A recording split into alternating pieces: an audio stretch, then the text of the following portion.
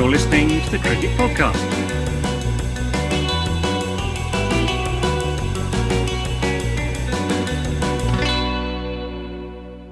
Hello everyone and welcome to the Cricket Podcast's preview series of the 2021 IPL. On this episode, we'll be talking about the Royal Challengers Bangalore. I'm Jack Hope and I'm joined by Dan Weston. How are you doing, Dan? I am good, Jack. How are you? Not too bad. Ross Legg, how are you doing, Ross? All right, mate. And Max Rowbrown, how are you doing, Max? Oh, how could you possibly follow that? Yeah, I'm very well, thanks. Before we get into the Royal Challengers Bangalore, a quick reminder that you should like and subscribe to our podcast on whatever platform you're listening or watching on at the moment. Press that bell thing if you're on YouTube. Leave us a comment and follow us on Twitter and Instagram at The Cricket Pod. Ross, are you excited about RCB? This is probably going to be the best one, I reckon, because they do the classic thing of just being like, "Oh, we were so close to something working last year. Let's get rid of loads of players." Well, they have. There's a lot to talk about with these boys, and I think they've put together an okay team. But before we get into that, as with every team, we like to do a little bit of context setting, let you know some facts. There's going to be no holidays for anyone this year, so through my words, you can imagine that you are visiting the city of Bangalore or Bengaluru. And you know, boys, I think if I moved to India, this is where I'd want to end up. First of all, the cricket team is named after a brand of whiskey, which is a good start. Second, Karnataka produces 70% of India's coffee. So that's your day drink and your night drink sorted straight away. Third, and I reckon most importantly, the Chinnaswamy Stadium is by far the coolest looking stadium in the IPL. I don't think the RCB are actually going to get to play there this year, but it's a really cool, like, two-tier circle, basically. It's small, it looks intimidating, visually excellent on the TV. And I'm also passionate about green energy. And as you boys will know, the Chinnaswamy Stadium is the greenest cricket stadium in the world, fully powered by solar energy. There you go. I mean, that's better than a holiday, isn't it, Max? Yep. I mean, basically, why don't we get on the phone to the English government actually and be like, look, you know, you've told everyone they can't go on a holiday. Actually, listen to this. Listen to the podcast. Cricket podcast Oculus Rift. We'll get the old virtual reality going, and on your left you'll be able to see. Other VR headsets are available. That brings us on to the cricket team, and if their stadium is a forward-thinking, futuristic wonder ground, I guess that is an optimistic view of where this team might be going, because the past for Royal Challengers Bangalore has been difficult. They are probably the biggest laughingstock in the tournament, wouldn't you say, Dan? Well, they haven't won a title yet, and they're kind of the equivalent of Real Madrid with that Galactico approach, but the difference being that Real Madrid actually win trophies. Yes. Or won trophies in that era of their existence. Yeah, and there's a lot of issues that I think that RCB have to solve in advance of the tournament. Although, yeah, they're quite capable of competing as well. So last year, it actually looked like they might have solved some of those issues. They had games where they looked really competent, and then it all kind of went a bit wobbly. They managed to make the playoffs. I think they lost in the eliminator or the first knockout match. I don't know exactly what the correct term for that is. And it all came to an end. Everyone was sad. They're going to go again this year. Mike Hessenin is in as the coach, as he was last year, I think. Virat Kohli is, of course, the captain, and they play in a lovely red and black number. I think, you know, it could be the top kit in the tournament. Max, are you a kit guy? Yeah, I love a kit. Where do you rank this kit? It's up there. I don't think it's the top kit. I have a bit of a soft spot for the KKR kit. I think purple and gold. You don't see purple very much in sports kits, and I think that's great. But the RCB kit is definitely up there. And for what it's worth, I think I would probably put down somewhere down the bottom the Punjab Kings kit, because that light grey is it's like those tracksuit bottoms that you wear on a Sunday that get covered in stains. You know, that's how I view that. I colour. don't know actually. No. Anyway, speaking of fellas. kits, anyone seen Yorkshire's kit that they released yesterday? It's gone viral. Oh, we'll have to check No, what have they done to it? Have a look. We will. Let's talk about the players at Royal Challengers Bangalore. And Max, where better to start than the biggest name in the sport, Virat Kohli. He's pretty good, or is he, Max?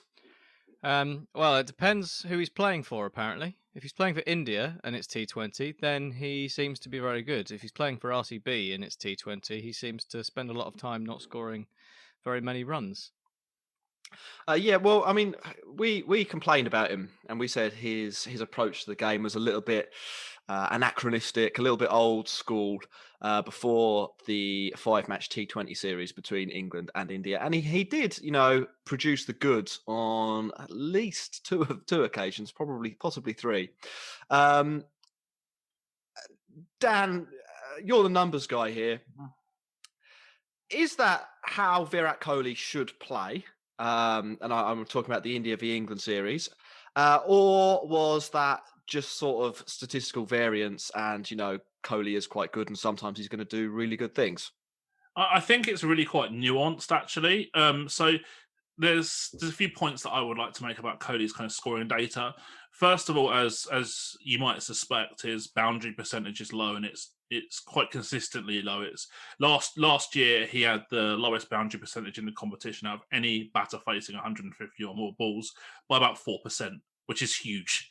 So I think he was running at about 9 and a bit percent, and the next was quite at around 13-ish%. So that tells you a lot, bearing in mind that I consider anything over 16% to be above average. So that's a huge deficiency that he has to kind of make up in his scoring.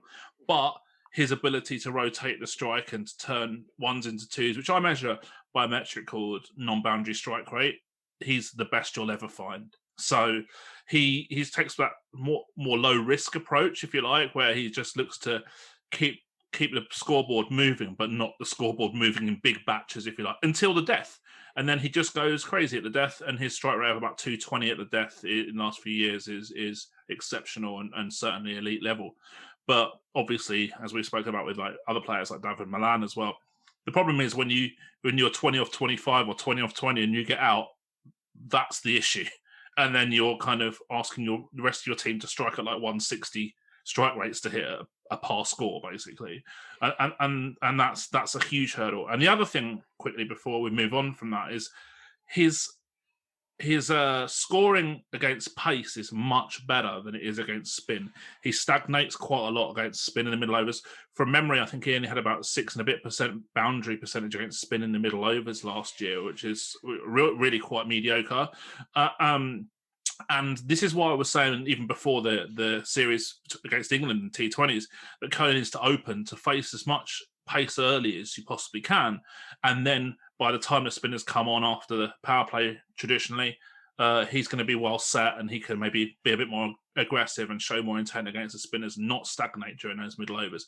We kind of saw that, I think, in the T20 series, and obviously that worked out reasonably well for him.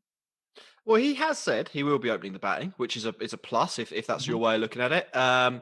I think as well, another thing that might factor in his advantage, and I think Kohli might have quite a good IPL. I think opening the batting definitely suits him.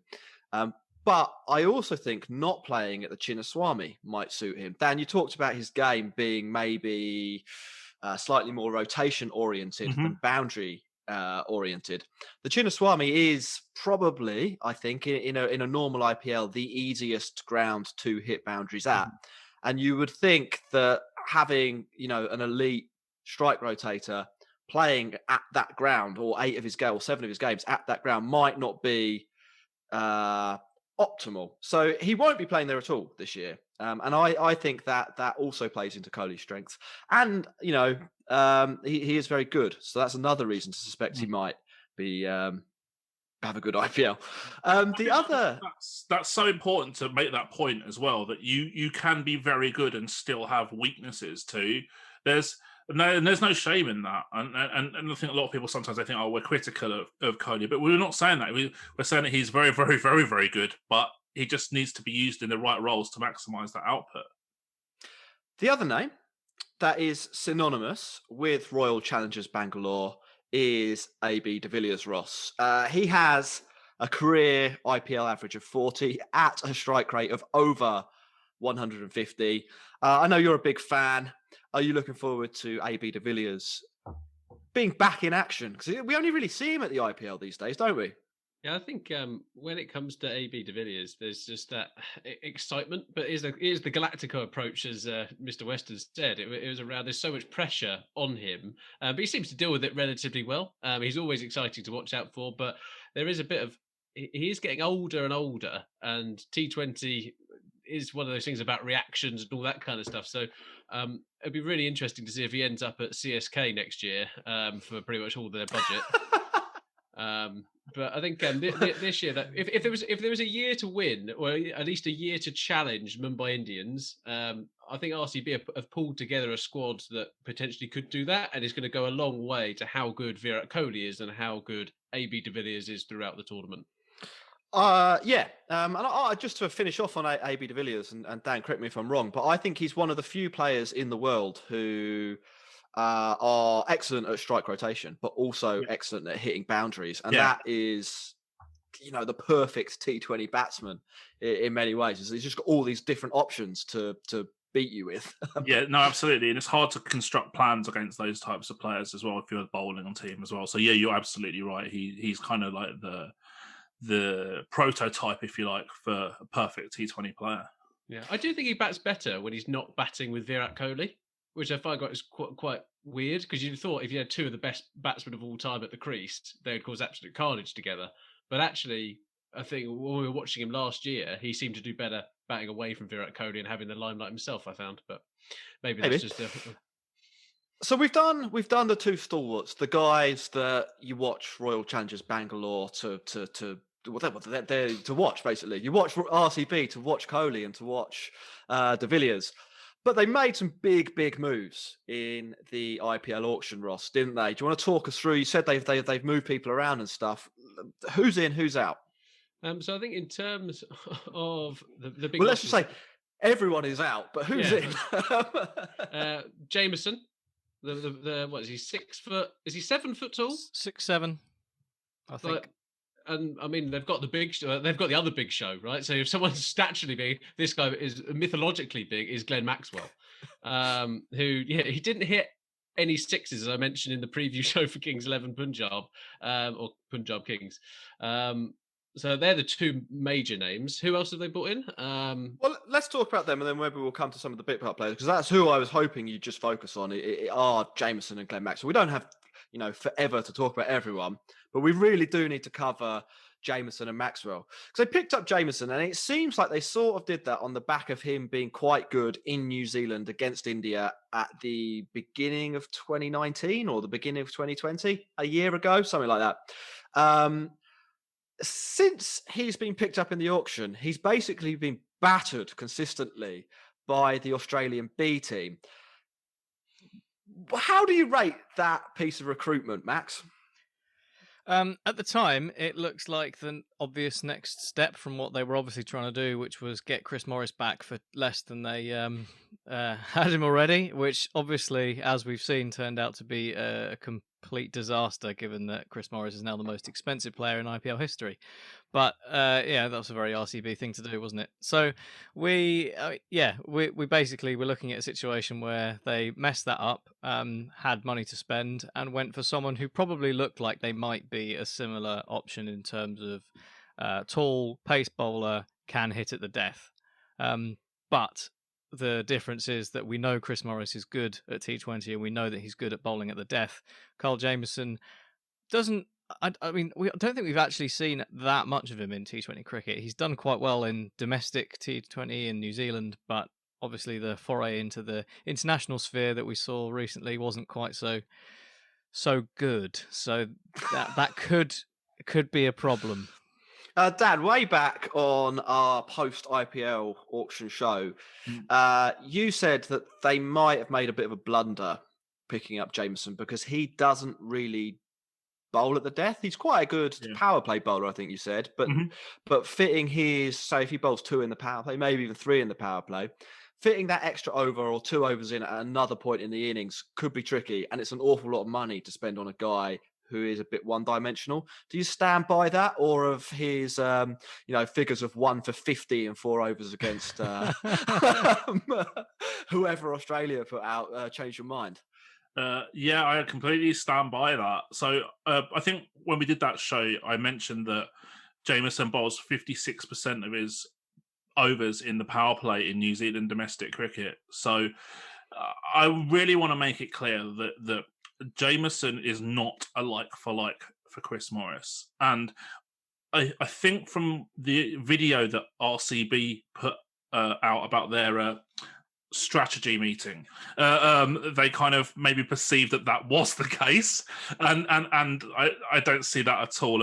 And to be honest with you, I don't think it's fair on Jamieson either, because if you're a power play bowler, predominantly a power play bowler, and you're coming into a league which is of a markedly higher standard than what your domestic league is, then you should be used in the roles that are clear to you, the ones that you're bowling a lot consistently.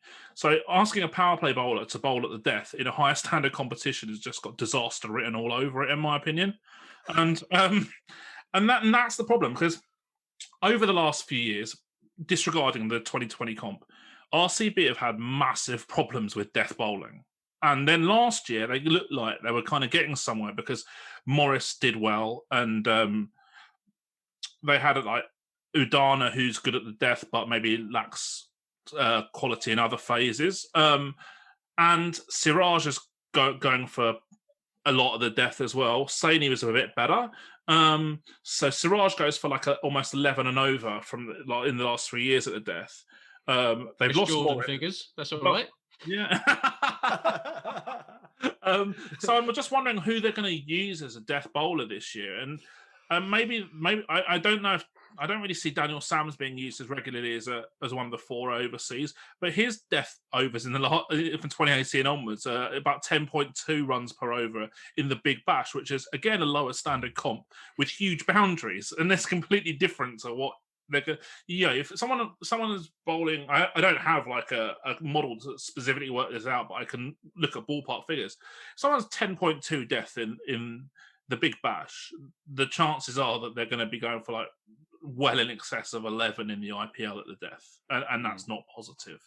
So there's a big gap to fill in terms of the death bowling at RCB, and treating Jamieson as a like for Chris Morris has basically helped to dig that gap even bigger.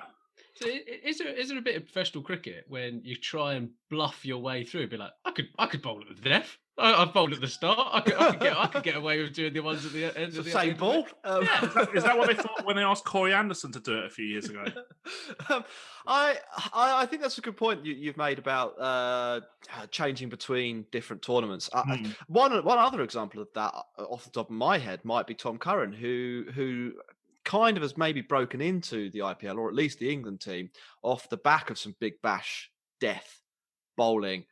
And, that hasn't always been wonderfully successful. So we've done Jamieson there. I think we're saying we're not necessarily expecting amazing things from him. The last of the 4 real big stars, and there's loads going on with RCB, so we're going to end up spending ages on them, I think, is Glenn Maxwell. Ross, you've got a vendetta against Glenn Maxwell. You many times during the last IPL, you went on rants about how bad he was. Is there anything that could change around your opinion of the man? Well, I just think there's just a level of inconsistency with Glenn Maxwell, and there's a bit where if you start out the tournament as one of the most expensive players in IPL history, as he was for Punjab Kings, and then is in a position to really impact on some of their games. Like if he would have performed, they would have made the playoffs. It's as simple as that. His failures ultimately meant that Punjab Kings failed, The fact that he is the big show and didn't hit a six once in the whole competition, and then was shifted from his position there. He didn't bat in some of the games. They moved him down the order. He was that out of nick, and then was treated as an opening bowler. No, in what mind do you purchase something and then go, do you know what? I'm going to use it for a completely different purchase, a different option. That to me is why I don't actually believe the Glenn Maxwell hype. Fair enough. I think there's probably some evidence that he is quite good, but I'm glad to hear that you've come out with a really strong opinion on that. Max, I'm going to throw over to you some other names to just generally talk around here. And I think one you identified last year as a guy who'd break out, and he did. Because I think aside from the overseas players, RCB actually have some good Indian players in this side. So you've got Chahal, the leg spinner. You've got Washington Sundar, Saini, as Dan mentioned, and Devdutt Padikkal opening the batting. Which of those excites you most? Well, it's interesting, isn't it? Because we've seen them all a bit now, especially with some of them being drafted into the Indian squad and being tried out in that in the limelight of international cricket and performing well. But the one who hasn't really is Padikkal, who I think is based on what he did last year, which was he had a pretty good year, didn't he? He averaged about 30 and scored at about 130, which is pretty good for a man in his first year of IPL cricket. Yeah, I think he was 19 as well. Yeah. So you expect some progression. And he's that was in his first season. So I think you've got to be excited about what he might be able to do this year, back in India as well. So really looking forward to seeing what he can do. And opening with Kohli, that'll be interesting. Dan, I heard you on another podcast talking about age curves or age progression curves. Yeah. For a player who at sort of 19, 20 to have had the season he had last year, you must be thinking from your analytical point of view that this guy's got a huge career ahead of him. No doubt about that. So, shameless plug here. I actually wrote about Padikkal in my book, which was a lockdown last year, before last year's IPL, as being an absolute future superstar. And interestingly, you can go back further in time as well. And you talk about maybe benchmarks at a certain age, things like that. There's only been, in the last decade, there's only been 3 batters, domestic batters, who have scored over 500 runs in an individual season inside Mushtaq Ali Trophy. I think I used the qualifying criteria as 150 plus strike rate with those runs in one season. And the 3 names are Rishabh Pant, Ishan Kishan, and Devdutt Padikkal. So 3 players in a decade, and the first 2 are like absolute superstars. I think we'd all probably agree on that. So he's on that path to greatness, in my opinion. And he's going to need to be this year, because he's probably going to be the only left-hand batter in the top 7 for RCB, which is a slight issue, perhaps. Yeah. Right. Let's move on to talk about their strategy a little bit more broadly. I think we'd normally take a diversion here to talk about any English players, but they don't have any. They've got 6 Australians, which is curious. Just before we talk about this year, though, historically, I actually think they maybe get a little bit of a hard time from a historical perspective, because people write chapters of books talking about why they lose, but they've been in the playoffs 6 out of 13 times, which in a league which has fluctuated between 8 and 10 teams, where either half or 40% of the teams make it to the playoffs, is probably about average. I mean, they do spend a lot, and they do some ridiculous stuff, and they also have like the Kohli magnifying glass applied to them quite intensely. But I don't think they're actually quite as abysmal as some of the memes would suggest. This year on paper, the starting 11 I've got in my head, and we're not going to run through that because listing names is a bit boring, but I think, Max, that this team are going to be really good. So my questions for you are: do you agree with me, and where can they hijack themselves? I do agree with you. Yes, I think their first 10 is excellent. I was trying to go through and put a team together, and I get to 10, and then I get stuck. But that's fine because that's pretty much most of a team. I think their ideal team would have 5 overseas slots basically, and it's hard to see where the that final gap is plugged. But what I think the problem they have is that their squad is really thin. So if a couple of their leading players do end up getting injured or something like that, then the people who come in are just not quite. I don't think they're at a good enough level to step up and be able to challenge some of the other teams. Whereas other teams have got someone who can come in and do the job, not as well but close to as well. I don't think RCB are quite there with that. So that is, I think, possibly where they may come unstuck if if there's a bit of rotation for whatever reason. They might struggle with those games. Ross, I know that you've been pretty punchy about RCB's chances this year in private. Are you going to go public and affirm that you think they're going to win the IPL? I don't think I've said that.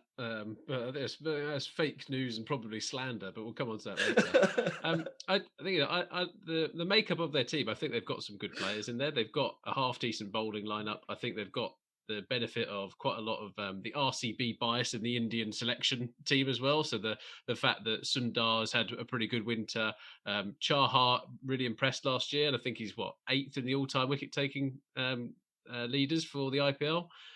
As you mentioned, kind of Saini's pretty good. Siraj is good. They've got a good lineup, but as Max says, it takes that whole unit to be playing every single game of the IPL. And because the games come thick and fast, I'm not sure they have the supporting cast to actually make it work. I love the fact they picked up Finn Allen. I think he looks like he's going to be a great player. And the fact that his first scoring shot for New Zealand was a reverse sweep off middle stump is kind of the intent that you want to see.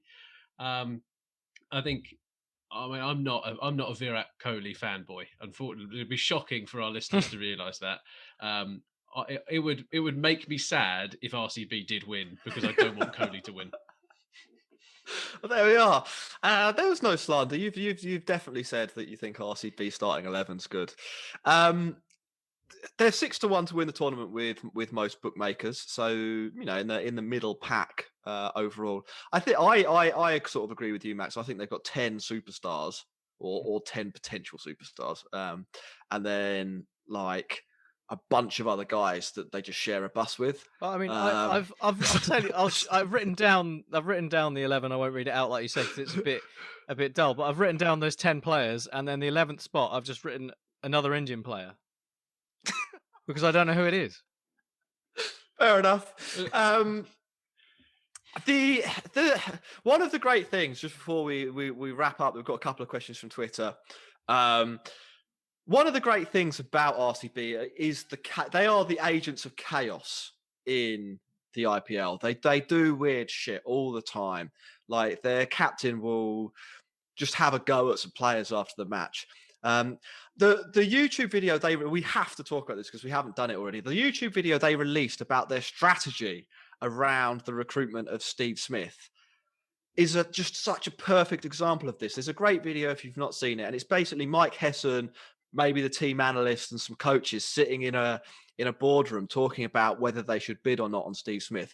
And they come to the conclusion that they sort of should bid on Steve Smith because that might encourage someone else to bid on Steve Smith. And if they don't, then, oh, well, they just end up with Steve Smith and they'll figure it out later. Now, they present this in the video like it's a cunning master plan. But I can't help sort of think, like looking at that, I sort of think to myself, like, why would you bid on a player that you are openly acknowledging on this video that you don't want? And you're bidding at him for like 200 grand as well. It's not a small amount of money. You're just completely prepared to pump 200 grand into an asset that you've acknowledged has no real use for the team that you're trying to put together. Dan, like you've actually been involved in recruitment, probably most notably with Birmingham Phoenix. Is that how the conversation went between you and Andrew McDonald when you were putting your draft plan together? Certainly not. And you talk about cunning plan, and I'm wondering if that's what a cunning plan out of the Baldrick envelope potentially from Blackadder. I don't see that being a viable strategy at all because, like you say, you could get lumbered with a player that you don't really want. And one thing is for sure as well: if you have Kohli, you don't need Smith because Kohli is like a better version of Smith already. And Kohli is such a stable anchor. You don't need two in the same team. So certainly not from the overseas market. So it was just a bizarre thing, really. And I guess it worked out half all right for them. But I wonder if they'd have released the video if they'd have bought Smith for base price and got lumbered with him. It also sounds a lot like they're thinking a little too much about what other teams are doing in the auction. And that, I mean, I've never been in an auction, so I wouldn't know. But to me, that doesn't seem like the way to go about trying to succeed in an auction. Surely you would really just be concentrating on what you need to get out of it and reacting in that sort of way. That's such an interesting point as well, because a lot of these IPL teams, they do like extremely detailed decision trees and stuff like that based on like, if he takes him, then we want him and stuff like that. But I think a lot of the time, these, in my experience at least, drafts and auctions don't really follow like even remotely close to a fixed plan or a plan of how you think that it will go. Like we talk about like the 100 draft and things like that. Well, I don't think anyone in the entire room expected Manchester to pick Dame Villas at 125k. So you, immediately that kind of throws every decision tree out of the window. Do you know what I mean? No one's put that at the top, have they?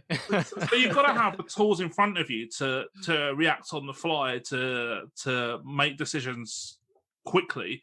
But the lucky thing is with IPL auctions, sometimes these lots take about 10 minutes per player, so you don't even need to react that quickly as long as you've got half decent database in front of you and a coherent strategy. Then it's not a massive problem, I don't think.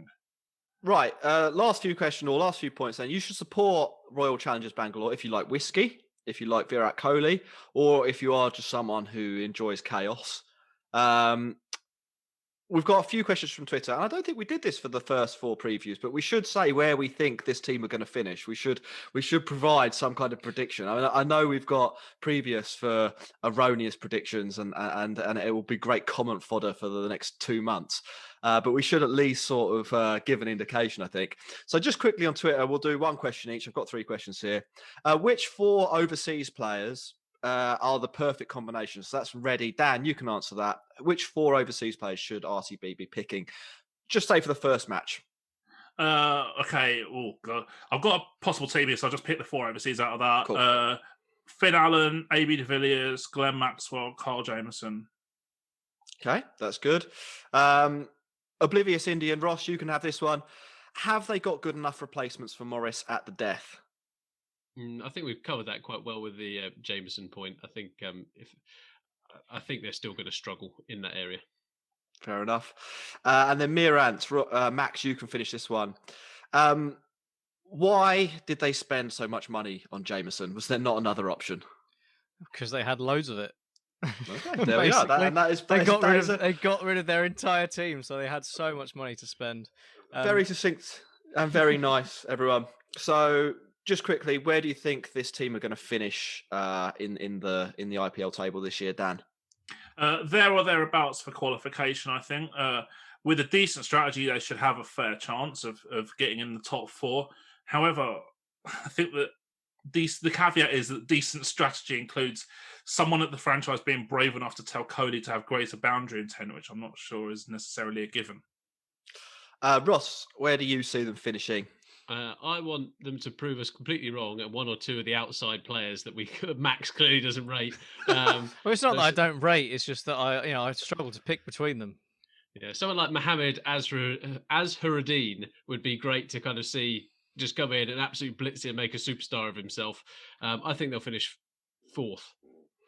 Max? Yeah, I was going to say I think they'll finish 3rd, but then fall at the first knockout hurdle. I think that there's a good chance of that as well. I think they've probably got enough in their best team to win 7 or 8 games, probably 8 games, and then but I don't really see them having a coherent enough plan to beat the big boys. They do have like 55-year-old Dan Christensen, who could well lead to what is 10th T20 title. So well, yeah, they do have a lucky charm. And everyone knows that that's one of the main things you need in sport. He's not bad isn't it? as well. He's a pretty good player. Yeah, he's all right. I'm actually surprised. Before we finish this, Dan Christian has this famous mantra in English cricket, which I think he kind of said after Notts won, or around the time they won the T20 last year. Of, old guys win stuff. So I'm wondering whether he might have been a suitable player to trade to CSK potentially. CSK. There we are. Right, lads, let's call it a day on this one. Who are we previewing next, Ross? I have no idea. Sunrisers Hyderabad.